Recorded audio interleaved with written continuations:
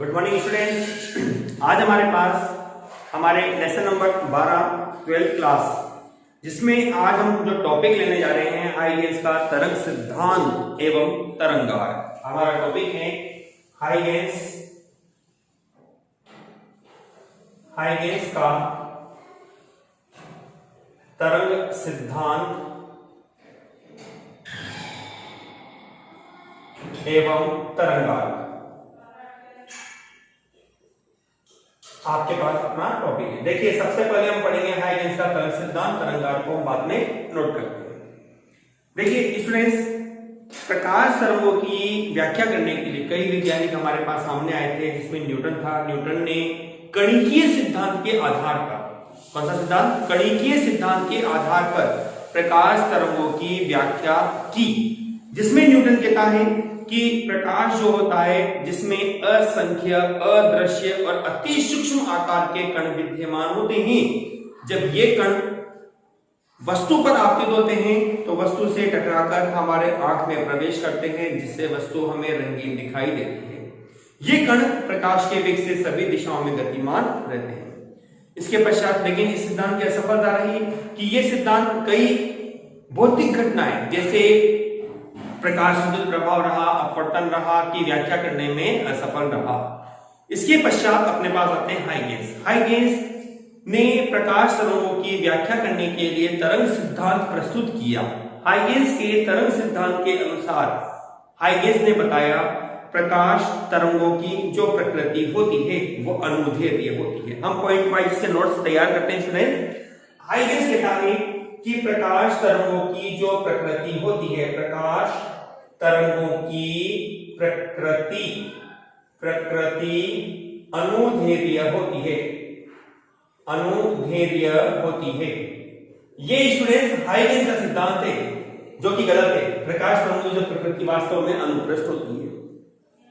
Huygens कहता है कि इन तरंगों के संचरण के लिए माध्यम की आवश्यकता होती है। इन तरंगों के संचरण के लिए माध्यम की आवश्यकता होती है। माध्यम की आवश्यकता होती है। इसलिए हाइगेंस ने एक सर्वव्यापी माध्यम, सर्वव्यापी का मतलब है सभी जगह उपस्थित, सर्वव्यापी माध्यम ईथर, ध्यान रखिएगा, ईथर का उपयोग किया। ईथर की कुछ विशेषताएं हैं। इसका घनत्व कम होता है, इसका घनत्व कम व प्रत्यास्थता अधिक होती है, प्रत्यास्थता अधिक होती है, जिससे सभी प्रकार की प्रकाश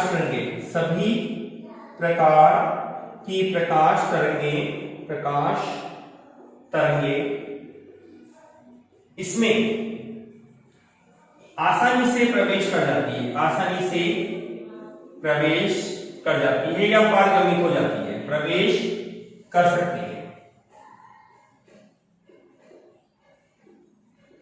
इन तरंगों का जो वेग होता है, इन तरंगों का वेग v बराबर होता है √E/d। स्टूडेंट्स, यहां E जो है आपके पास वो है प्रत्यास्थता गुणांक, जिसको हमने इलेवेंथ क्लास में पढ़ा भी था। 3 तरह के प्रत्यास्थता गुणांक होते हैं, जिन्हें हम यंग का प्रत्यास्थता गुणांक, आयतन प्रत्यास्थता गुणांक और अपरूपण प्रत्यास्थता गुणांक के रूप में बोलते हैं या पढ़ते हैं। D अपने पास है स्टूडेंट्स माध्यम का घनत्व,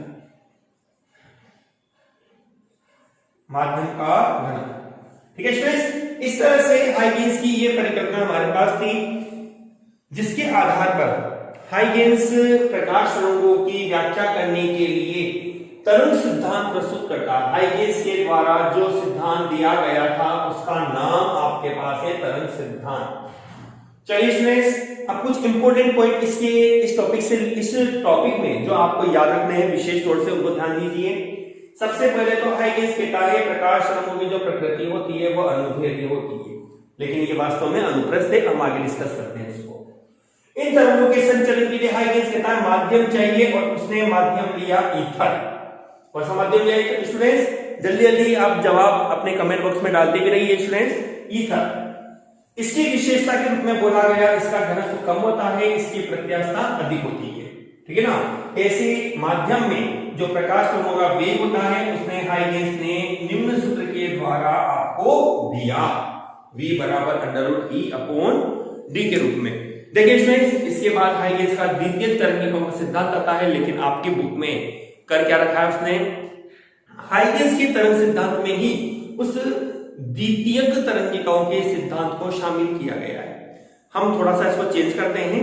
हम पहले तरंग सिद्धांत पढ़ा, हम इसके बाद तरंगार्क पढ़ेंगे, फिर उसके बाद हम हाइगेंस का द्वितीयक तरंगिकाओं का सिद्धांत पढ़ेंगे, ठीक है स्टूडेंट्स। आप जल्दी जल्दी से, यदि आपको कोई डाउट है, आप अपने कमेंट बॉक्स में आप कमेंट करते रहिए, ठीक है स्टूडेंट्स। चलिए अब हम लेते हैं हमारा जो टॉपिक है तरंगार। हम आते हैं तरंगार पर। तरंगार क्या है, तरंगार कैसे करते हैं, इसको अब हम पढ़ेंगे, ठीक है स्टूडेंट्स। चलिए बोर्ड को साफ कर देता हूं मैं, क्लीन कर देता हूं इसको, और फिर हम हमारे टॉपिक पे आते हैं तरंगार। ओके चलिए, अपना टॉपिक स्टूडेंट्स है तरंगार। तरंगार एक इंपॉर्टेंट क्वेश्चन बनता है स्टूडेंट्स माध्यमिक शिक्षा बोर्ड परीक्षा 2021 के लिए। इंपॉर्टेंट क्वेश्चन है आपके पास, ये 1 नंबर का आपका सवाल बनने की संभावना पूरी रहती है। तरंगार है क्या? देखिए स्टूडेंट्स, तरंगार की एक सीधी सी परिभाषा में आपको कहता हूं, उसके पहले एक एग्जांपल सुनिए आप। जैसे आर्मी या सैनिक जो होते हैं परेड करते हैं, आपने देखा होगा लेफ्ट राइट करते हैं, तो उन आर्मी ऑफिसर्स या जो सैनिक कर्मी जो आपके पास है, वो क्या करते हैं? एक साथ कदम उठाते हैं, और एक प्रत्येक सैनिक एक निश्चित समय में एक निश्चित दूरी तय करता है। तो उसी प्रकार से तरंगार भी क्या है? तरंगार एक ऐसा प्रश्न होता है, एक ऐसा काल्पनिक प्रश्न है जिसके प्रत्येक बिंदु पर प्रत्येक कण समान कला में होगा। इस तरह से तरंगार की परिभाषा को परिभाषित किया जा सकता है कि तरंगार है क्या। सवाल आपका बनता है तरंगार क्या है, तरंगार किसे कहते हैं, कितने प्रकार का होता है, क्या क्या कंडीशन ये प्रदर्शित करता है, ये सब हम स्टूडेंट्स अपने आज हम इस टॉपिक में पढ़ने जा रहे हैं। सबसे पहले हम लिखते हैं तरंगार की परिभाषा। तरंगार किसे कहते हैं? तो स्टूडेंट्स किसी समान माध्यम में, परिभाषा में लिखना हो उसको आपको, किसी समांग माध्यम में, किसी समांग माध्यम में ऐसे बिंदुओं का बिंदु पर, ऐसे बिंदुओं का बिंदु पथ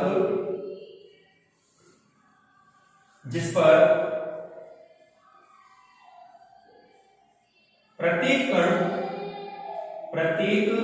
कण समान कला में उपस्थित होता है। समान कला से स्टूडेंट्स अर्थ है कोण। समान कला में उपस्थित होता है तरंगार्क कहलाता है।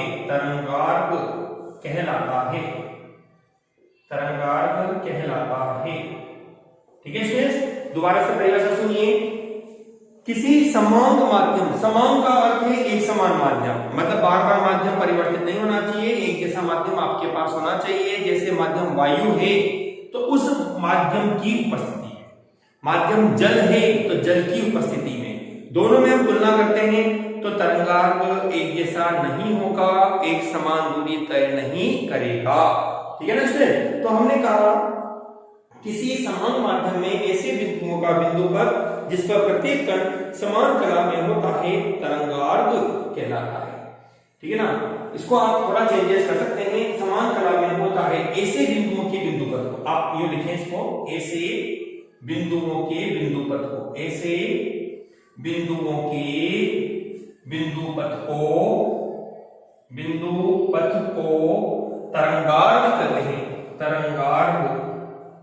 कहते हैं। ठीक है। देखिए इससे रिलेटेड कुछ महत्वपूर्ण बातें हैं जो मैं नोट के रूप में आपको डाल रहा हूं। नोट नंबर आपके पास चलता है 1। नंबर 1, तरंगार्थ के लंबवत खींची गई रेखा। लंबवत का मतलब होता है स्टूडेंट 90 डिग्री का कोण बनाते हुए, ठीक है ना, 90 डिग्री का कोण बनाते हुए जब कोई लंबवत रेखा खींची जाती है तो वह तरंग की ऊर्जा को प्रदर्शित करती है तथा तरंग संचरण की दिशा को या तरंगार्थ के संचरण की दिशा को प्रदर्शित करती है। तो हम इसको कह सकते हैं स्टूडेंट्स, तरंगार्थ के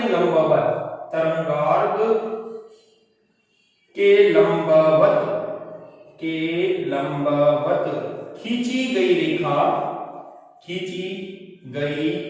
रेखा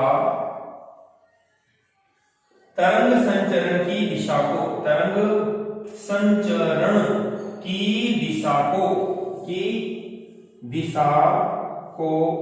प्रदर्शित करती है। बहुत इंपॉर्टेंट लाइन है स्टूडेंट्स, यह प्रदर्शित करती है। जो नोट में मैं लिख रहा हूं वो आपको कंटेक्स्ट होना चाहिए, याद होना चाहिए स्टूडेंट्स, है ना।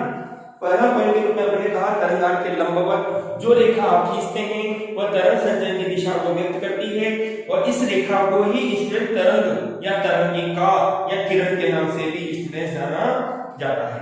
नंबर 2 ध्यान रखना, ये भी एक इंपॉर्टेंट वर्ड आपका बन रहा है। तरंगार्थ स्रोत के आकार व आकृति पर निर्भर करता है।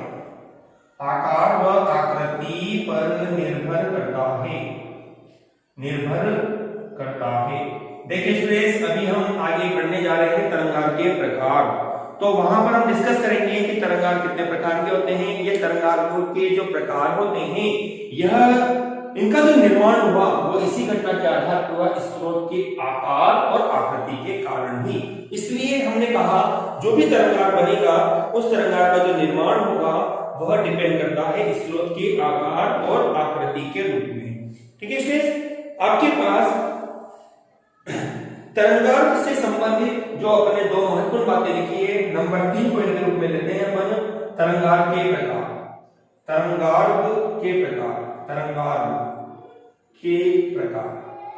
स्टूडेंट्स, सामान्यतया तरंगार्थ आपके पास 3 प्रकार बनते हैं। नंबर तरंगार्थ 1 आपके पास है गोलीय तरंगार्थ। नंबर 2 के रूप में आपके पास बनता है बेलनाकार तरंगार्थ। और नंबर 3 आपके पास बनता है समतल तरंगार्थ। ठीक है स्टूडेंट्स, अभी तक हमने पढ़ा तरंगार्थ की परिभाषा, तरंगार्थ किसे कहते हैं, तरंगार्थ के लिए आवश्यक शर्त। सवाल हो सकता है आपके पास 1 मार्क्स का कि तरंगार्थ के लिए आवश्यक शर्त लिखिए, तो आपके पास कंडीशन होगी समांग माध्यम की उपस्थिति। क्या? समांग माध्यम की उपस्थिति आपके पास तरंगार्थ के निर्माण के लिए एक महत्वपूर्ण शर्त बनती है, जिसकी उपस्थिति में तरंगार्थ का निर्माण किया जाता है। ठीक है, फिर हमने तरंगार्थ की परिभाषा के रूप में कहा किसी समान माध्यम में ऐसे बिंदुओं का बिंदुपथ जिस पर प्रत्येक कण समान कला में होता है, ऐसे बिंदु के बिंदुपथ को हम तरंगार्थ कहते हैं। ठीक है, तरंगार्थ के रूप में हमने 2 महत्वपूर्ण बातों के बारे में जाना। नंबर 1 के रूप में है तरंगार्थ के लंबवत खींची गई रेखा। लंबवत का मतलब जैसे ये प्रश्न मेरे पास बन रहा है, इसके ठीक लंबवत 90 डिग्री का कोण बनाते हुए मैं जो रेखा खींचता हूं, ये तरंग संचरण की दिशा की, इसका मतलब हुआ कि तरंग इस दिशा में आगे की ओर बढ़ेगी, तरंग संचरण की दिशा को प्रदर्शित करती है। अभी हम आगे चित्र में देखेंगे इस चीज को। नंबर 2 के रूप में हमने कहा तरंगार्थ जो होता है वो स्रोत के आकार और आकृति पर निर्भर करता है। इसी के आधार पर तरंगार्थ कितने प्रकार के होते हैं, इसका निर्माण इसी पॉइंट के आधार पर किया जाता है, जिसको मैंने यह नंबर 3 के रूप में लिख दिया। हालांकि अपना पॉइंट ही बनता है यह तरंगार्थ के प्रकार, जिसमें अपन ने कहा तरंगार्थ 3 प्रकार के बनते हैं, गोलीय तरंगार्थ, बेलनाकार तरंगार्थ और समतल तरंगार्थ। ठीक है स्टूडेंट्स, चलिए अब हम पढ़ते हैं तरंगार्थ के प्रकार, जिसमें पहला पॉइंट होगा अपना गोलीय तरंगार्थ के रूप में। पहला पॉइंट अपने पास है तरंगार्थ, जिसमें अपन पढ़ेंगे तरंगार्थ के प्रकार, जिसमें अपने पास है सबसे फर्स्ट पॉइंट के रूप में तरंगार्थ के प्रकार में गोलीय तरंगार कैसे करते हैं, इसका निर्माण कैसे होगा और इसकी आवश्यक शर्त क्या बनेगी। ठीक है स्टूडेंट्स, चलिए अपने टॉपिक डाला तरंगार के प्रकार, अपना हेडिंग है तरंगार के प्रकार, ठीक, जिसमें हम फर्स्ट पॉइंट पढ़ने जा रहे हैं स्टूडेंट्स गोलीय तरंगार। सबसे पहले तो हम इसकी परिभाषा पढ़ेंगे, ठीक है, फिर हम इसका चित्र देखेंगे। ओके स्टूडेंट्स, सबसे पहले तो हम इसकी परिभाषा, फिर हम इसका चित्र देखेंगे। अब गोलीय तरंगार क्या होता है, गोलीय तरंगार किसे कहते हैं, हम सीधी सी बात है, हम कह सकते हैं गोलीय गोला कब बनता है, जब एक बिंदु होता है, बिंदु के आकार को आप बढ़ाए जाते हो तो वो आकार बनता है गोले के रूप में। तो हमने कहा यदि प्रकाश स्रोत एक बिंदु स्रोत होता है तो इससे निर्मित तरंगार्ग एक गोलीय तरंगार्ग होता है या कहलाता है। ठीक है, हमने परिभाषा के रूप में लिखा यदि प्रकाश स्रोत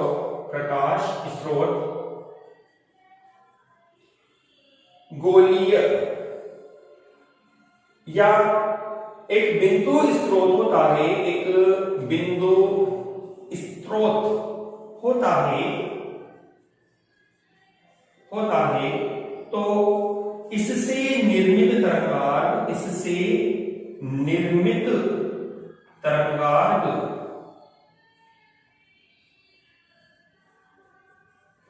गोलीय तरंगार्ग कहलाता है, गोलीय तरंगार्ग कहलाता है।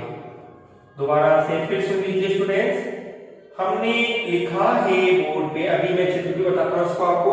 यदि प्रकाश स्रोत एक गोलीय, एक बिंदु स्रोत या गोलीय या एक बिंदु स्रोत की भांति होता है तो इससे जो निर्मित तरंगार होता है वह गोलीय तरंगार का निर्माण करता है।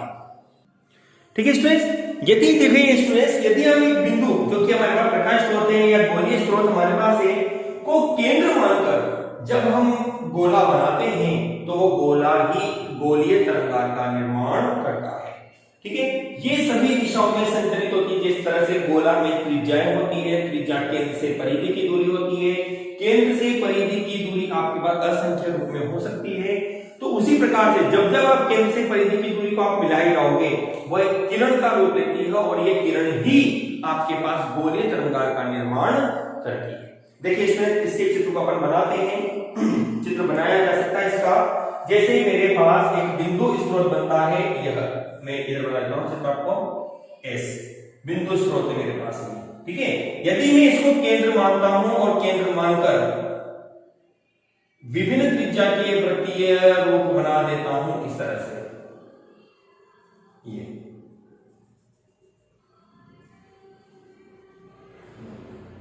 ठीक है, तो यह तरंगार जो बना है आपके पास, ये आपके पास है गोलीय तरंगार, गोलीय तरंगार।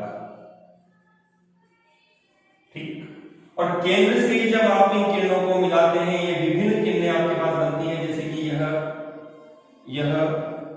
यह आपके पास आपको प्राप्त हो रही है, इस तरह से आपके पास बनती है किरणें।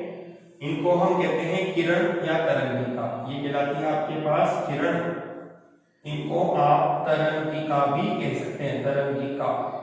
ठीक है स्टूडेंट्स, ये किरण या तरंगिका, देखिए एक बार ध्यान दीजिए, तरंगार के लंबवत खींची गई रेखा, देखिए तरंगार बना, इसके लंबवत आपने ये रेखा खींची है जो कि किरण या तरंगिका कहलाती है। लंबवत खींची गई रेखा ही तरंग संचरण की दिशा को कि ये तरंग आगे की ओर बढ़ रही है इसको प्रदर्शित करती है। ओके स्टूडेंट, आपके पास एक सामान्य जो फॉर्मूला पूछा जाए बोर्ड एग्जाम में सवाल कि तरंगार कितने प्रकार के होते हैं, आपने लिखा 3 प्रकार के होते हैं। आपसे पूछा गया बताइए गोलीय तरंगार को परिभाषित कीजिए, बोर्ड एग्जाम में आया हुआ सवाल भी स्टूडेंट, गोलीय तरंगार को परिभाषित करते हुए चित्र बनाइए। तो हमने जैसा बोर्ड में लिखा है, यदि प्रकाश स्रोत गोलीय या एक बिंदु स्रोत होता है, बिंदु स्रोत जब भी आपके पास पेपर में कोई ऑब्जेक्ट आपके पास इस तरह का है कि यदि एक बिंदु की भांति बनता है, किसकी भांति, बिंदु की भांति, तो आपसे पूछा जाए बताइए इसका तरंगार क्या होगा, तो ऐसी कंडीशन में इसका तरंगार एक गोलीय तरंगार होगा। देखो मेरी बात को ध्यान से सुनना स्टूडेंट्स, बहुत दूर की जो वस्तु होती है वह हमें एक बिंदु की भांति दिखाई देती है। यदि मैं आपसे सवाल पूछता हूं कि बहुत दूर की जो वस्तु है उसके द्वारा वहीं पर जो तरंगार बन रहा है वो एक अपने वहां बिंदु की भांति है, लेकिन जब उससे आने वाली किरण हमारे यहाँ पर पहुंचती है तो हमारे पास यहाँ पर समतल तरंगार का निर्माण होता है। अभी अपन आगे बताएंगे। जैसे जैसे गोलीय तरंगार की स्रोत से दूरी बढ़ती जाती है तो उसके एक छोटे भाग को हम समतल तरंगार मान सकते हैं। अभी अपन आगे अपनी वीडियो में डिस्कस करेंगे। अभी तो आप ध्यान रखिए, यदि प्रकाश वाला एक बिंदु की भांति होता है, जैसे किसी लेंस या दर्पण का फोकस बिंदु पर जो भी वस्तु होती है या प्रतिबिंब बनता है वह एक बिंदु की भांति होता है। ऐसे तरंगार को आप गोलीय तरंगार का एग्जाम्पल मान सकते हैं। सवाल आया हुआ भी है बोर्ड एग्जाम में, सीबीएसई बोर्ड में सवाल भी पूछा गया है। ये अपने सवाल राजस्थान बोर्ड में मेरे ख्याल से शायद जहां तक मुझे ध्यान है 2014 में या 2016 में पूछा गया सवाल है आपका माध्यमिक शिक्षा बोर्ड परीक्षा में।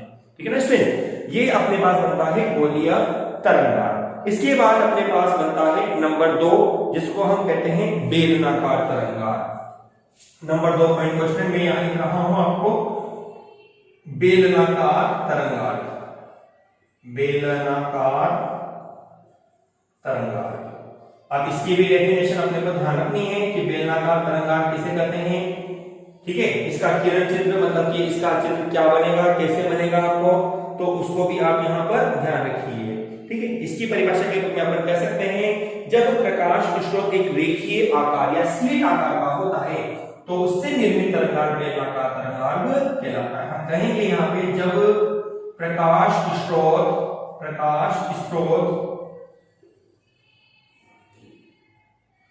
एक रेखीय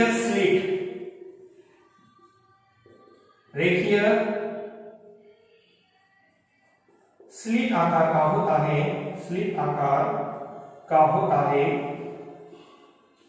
है तो इससे निर्मित तरंगार, ध्यान सुनिए, जब प्रकाश स्रोत एक रेखीय या स्लिट आकार का प्राप्त होता है तो इससे प्राप्त तरंगार्घ बेलनाकार तरंगार्घ कहलाता है। बेलनाकार तरंगार्घ कहलाता है। ठीक है स्टूडेंट्स, एक बार मैं रिपीट कर रहा हूं डेफिनेशन को जो मैंने बोर्ड पे लिखी है। यदि आपके पास कोई प्रकाश स्रोत है और वो प्रकाश स्रोत बेलनाकार आपको बनाता है तो इसका मतलब है उस स्रोत का जो आकार है वह स्लिट या रेखीय, ठीक है ना, होता है। तो ऐसी स्थिति में जो पृष्ठ बनेगा, जो चित्र बनता है वो कुछ इस प्रकार का होगा जिस तरह से बेलन बनता है। मैथमेटिक्स में हम बेलनाकार पृष्ठ बनाते हैं, उसी तरह से इसका आकार बनेगा इस तरह से। ठीक है, ये आपके पास हुआ बेलनाकार तरंगार, जिसको हम नाम देंगे तरंगार। ठीक है, बेलनाकार तरंगार। और यहां पर आपके पास बनती है स्ट्रेस, ये होती है किरणें जो इसको आगे की दिशा में संचरित करती है। ठीक है, इस तरह से ये आपके पास है किरण, इस तरह से। ओके, ये कहलाती है आपके पास किरण, या इनको आप कह सकते हो तरंगिका, किरण या तरंगिका। ठीक है स्टूडेंट्स, इस तरह से हमने 2 प्रकार के तरंगार यहाँ पर पढ़ लिए हैं। अंतिम और तीसरा तरंगार आपके पास होता है समतल तरंगार। समतल तरंगार किसे कहते हैं, समतल तरंगार क्या होता है, इसको अपन देखते हैं। मैं बोर्ड को इरेज कर देता हूं। ठीक है स्टूडेंट्स, नंबर 3 अपने पास है समतल तरंगार, जो कि तरंगार के प्रकार का तीसरा भाग बनता है। अभी तक हमने पढ़ा बेलनाकार और गोलीय तरंगार। देखिए स्टूडेंट, जैसे जैसे प्रकाश स्रोत, कौन से स्रोत, बेलनाकार या गोलीय स्रोत से दूरी बढ़ती चली जाती है तो इस तरंगार, बेलनाकार या तरंगार, गोलीय तरंगार के एक छोटे भाग को समतल तरंगार माना जा सकता है। मेरी बात को ध्यान सुनिए, समतल तरंगार जो बनता है आपके पास वो बेलनाकार और गोलीय तरंगार का ही एक भाग है। शर्त ये होती है यहाँ पर कि समतल तरंगार के रूप में हमें कहते हैं कि यहाँ स्रोत अत्यंत दूरी पर स्थित है। ठीक है, तो ऐसी परिस्थिति में उसके द्वारा जो भी तरंगार बनेगा, यदि आपने उस तरंगार की स्रोत से दूरी बढ़ा दी, जैसे मान लीजिए ये मेरे पास प्रकाश स्रोत है, ठीक है, ये तरंगार बना, गोलीय स्रोत है, ये गोला बना, ये जैसे जैसे दूरी बढ़ती चली जा रही है, बहुत अधिक दूरी पर आ गए, ठीक है। अब मैं इसके एक छोटे भाग को कल्पना करूं तो ये छोटा भाग इसका समतल तरंगार्ग कहा जा सकता है, ठीक है स्टूडेंट। इसको हम बोर्ड पे लिखते हैं, इसके डेफिनेशन के रूप में क्या और कैसे आप इसकी परिभाषा लिखेंगे। जब हमने कहा जब प्रकाश का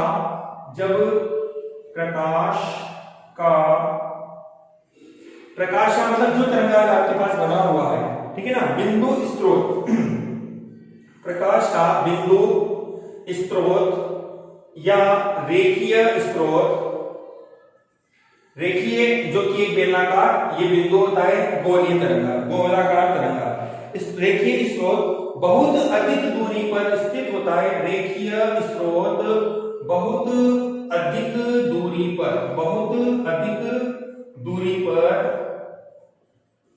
स्थित होता है, ठीक है ना स्टूडेंट्स। ध्यान सुनो, जब प्रकाश का बिंदु स्रोत या रेखीय स्रोत बहुत अधिक दूरी पर स्थित होता है तो गोलीय या बेलनाकार तरंगार, गोलीय या बेलनाकार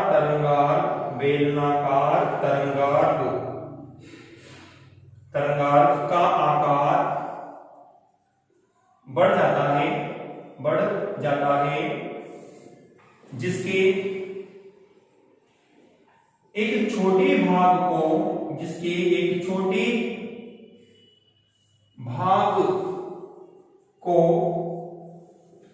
समतल तरंगार्ग करते हैं, ठीक है स्टूडेंट्स। देखो मैं थोड़ा सा प्रैक्टिकली दिखा देता हूं। जैसे सपोज आपके पास ये है स्रोत, बिंदु स्रोत या गोलीय स्रोत, ये तरंगार्ग बढ़ा है आपके पास, ये तरंगार्ग बढ़ा, बहुत दूर पे आ गया, ठीक है। बहुत दूरी पर जैसे आप आ गए या बहुत अधिक दूरी वाला भाग है आपके पास, तो इसके एक छोटे भाग को यदि आप कल्पना करते हो तो ये एक लगभग सीधी रेखा प्राप्त होती है, ठीक है। इस लगभग एक सीधी रेखा को ही यहाँ पर समतल तरंगार्ग माना जा सकता है।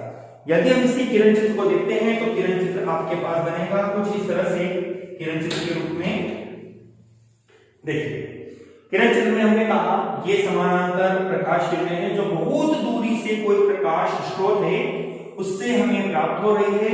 जैसे सूर्य या तारे बहुत दूरी पर स्थित होते हैं, इनसे जो तरंगार्ग हमें प्राप्त होगा वो एक समतल तरंगार्ग का उदाहरण होता है। आपसे माध्यमिक बोर्ड परीक्षा पूछ सकता है, दूरस्थ तारों से आने वाली प्रकाश किरणों के द्वारा किस प्रकार के तरंगार्ग का निर्माण होता है, तो आपका आंसर बनेगा समतल तरंगार्ग। ओके स्टूडेंट्स, देखिए ये आपके पास है समतल तरंगार्ग, ये आपके पास कहलाती है इसकी किरण, इस तरह से यह आपके पास है समतल तरंगार्ग, पृष्ठ के रूप में आपको प्राप्त होता है, सतह के रूप में यह, ठीक है। इस तरह से आप और भी बना सकते हो। ये अपने पास है समतल तरंगार्ग, ठीक है। और ये आपके पास कहलाती है किरण या तरंगिका भी इसको कहा जाता है, किरण या तरंगिका, ठीक है स्टूडेंट्स। इस तरह से हमारे पास यह तरंगार्ग और तरंगार्ग के प्रकार का टॉपिक कंप्लीट होता है। अब आपको मैं बेहद इंपॉर्टेंट क्वेश्चन जो तरंगार्ग से संबंधित अभी तक माध्यमिक शिक्षा बोर्ड में पूछे गए हैं उन सवालों के बारे में आपसे डिस्कस करूंगा। ओके स्टूडेंट्स, चलिए इसको मैं बोर्ड को इरेज कर देता हूं। चलिए स्टूडेंट्स, महत्वपूर्ण प्रश्न जो कि अपने टॉपिक पर आ तरंगार्ग, इससे संबंधित माध्यमिक शिक्षा बोर्ड परीक्षा आरबीएसई तथा सीबीएसई बोर्ड परीक्षा में पूछे गए प्रश्नों को जो इस टॉपिक से संबंधित है उनको मैं आपके सामने लेके आता हूं। पहला सवाल आपके पास आया हुआ है, तरंगार्ग किसे कहते हैं, जिसके रूप में हमें कहते हैं तरंगार्ग किसी समांग माध्यम में ऐसे बिंदुओं का बिंदुपथ होता है जिसका प्रत्येक कण समान कला में उपस्थित होता है, तरंगार्ग कहलाता है, ठीक है। ये तो तरंगार्ग की परिभाषा है।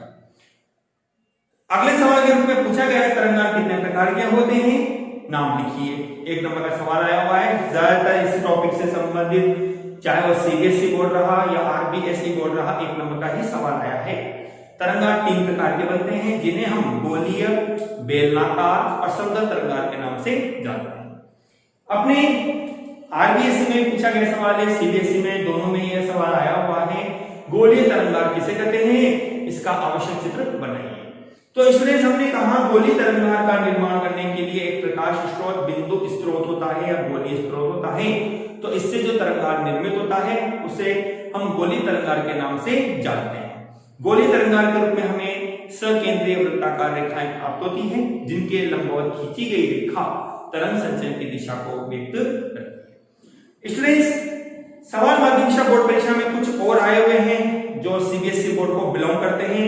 काफी घुमा के सवाल बोला गया है, किरण चित्र थोड़ा खतरनाक है, ध्यान से देखिए, सुनिए। अपने पास सवाल यह है कि जब विभिन्न वस्तुओं पर, क्वेश्चन लिख देता हूं मैं, क्वेश्चन, जब समतल तरंगार प्रिज्म, उत्तल लेंस व अवतल दर्पण पर आपतित किया जाता है,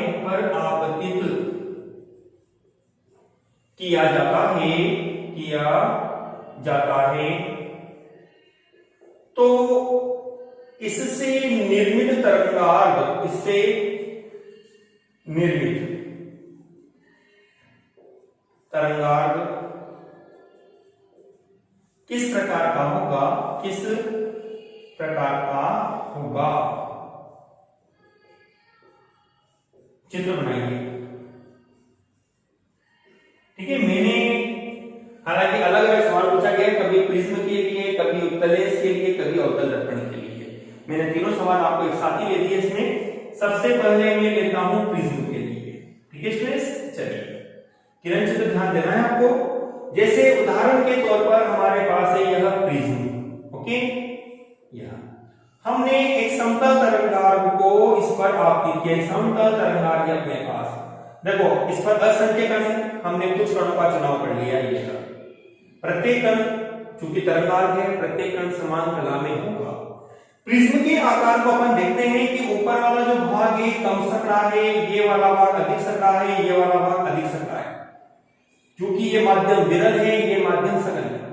जब प्रकाश कण सघन माध्यम में प्रवेश करेगा तो इसका वेग कम होगा। ठीक है, मतलब इसको ये दूरी तय करने में अधिक समय लगेगा। देखिए हमने कहा ये प्रत्येक कण यहां तक तो बराबर आ गए, ये सब बराबर आ गए यहां तक। ठीक है, लेकिन अब ये कण जो है इस माध्यम में प्रवेश करने जा रहा है, अंदर आ गया, मतलब इसका वेग कम हो गया, लेकिन इसका वेग तो अभी ज्यादा ही रहेगा, इसका वेग भी ज्यादा ही रहेगा।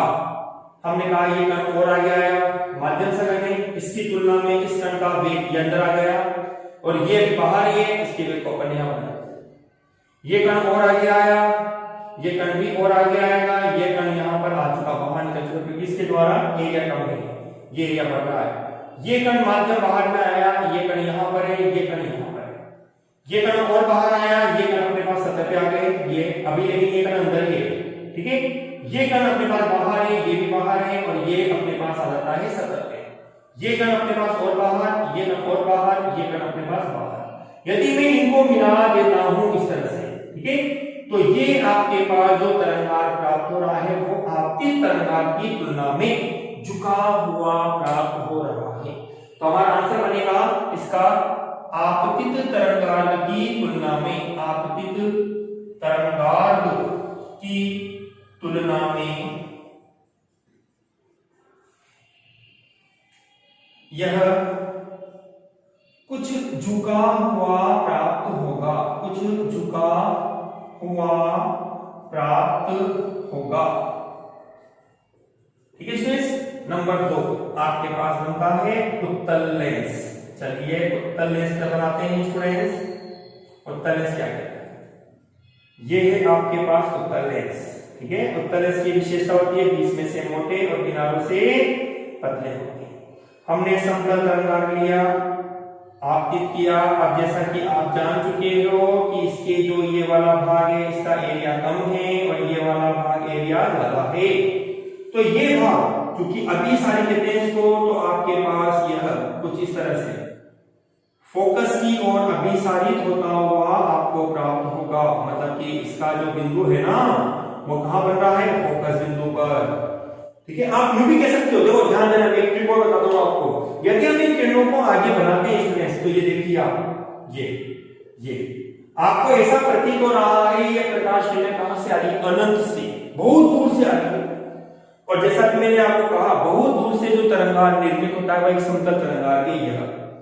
और हम जानते हैं लेंस की विशेषता के आधार पर जब बहुत दूर से आने वाली प्रकाश किरणें लेंस पर आपतित की जाती है तो फोकस पर अभिसारित होती है। तो इसके द्वारा फोकस, और फोकस के रूप में मैंने आपको बोला है अपनी वीडियो में कि फोकस एक ऐसा बिंदु होता है जिस पर निर्मित तरंगार एक गोले तरंगार होता है। ठीक है, तो अपना आंसर बनेगा यहाँ पर कि जो अपवर्ती तरंगार होगा वह एक गोले तरंगार होगा जिसका केंद्र फोकस पर अभिसारित रहता है। ठीक है, यहां तरंगार आपके पास बनेगा, यहां तरंगार एक गोलीय तरंगार होगा, एक गोलीय तरंगार प्राप्त होगा जिसका केंद्र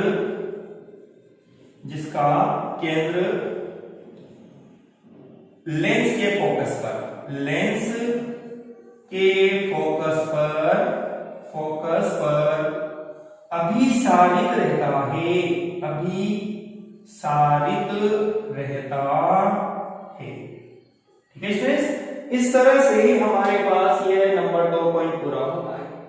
नंबर 3 पॉइंट के रूप में अपने पास है अवतल दर्पण। अवतल दर्पण, अब इसमें भी ध्यान दीजिए आप। अवतल दर्पण के आकार को हमने हमारी वीडियो में पढ़ा है। आंतरिक सतह परावर्तक तल का कार्य करती है, बाह्य सतह पर कलैया पॉलिश की जाती है।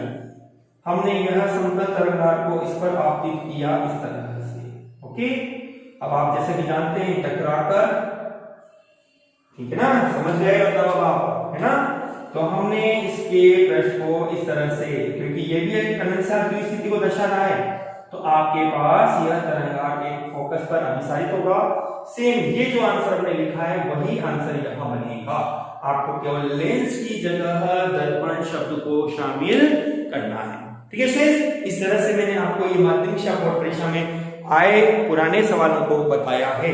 अब आप हमारे इस वीडियो को पूरा देखिए और अपनी फेयर कॉपी में इन नोट्स को आप लिखिए, क्योंकि ये नोट्स आपके पास बहुत इंपॉर्टेंट है। क्योंकि लेसन नंबर 11 और 12 दोनों पाठ मिलाकर अपने आप में अपने पास 9 नंबर के पाठ रहते हैं सीबीएसई और आरबीएसई के अकॉर्डिंग्स। तो एक बेहद इंपॉर्टेंट पार्ट है आपके पास। और दूसरे अनुसार कोविड-19 के दौरान पेपर पैटर्न में चेंज भी किया गया है।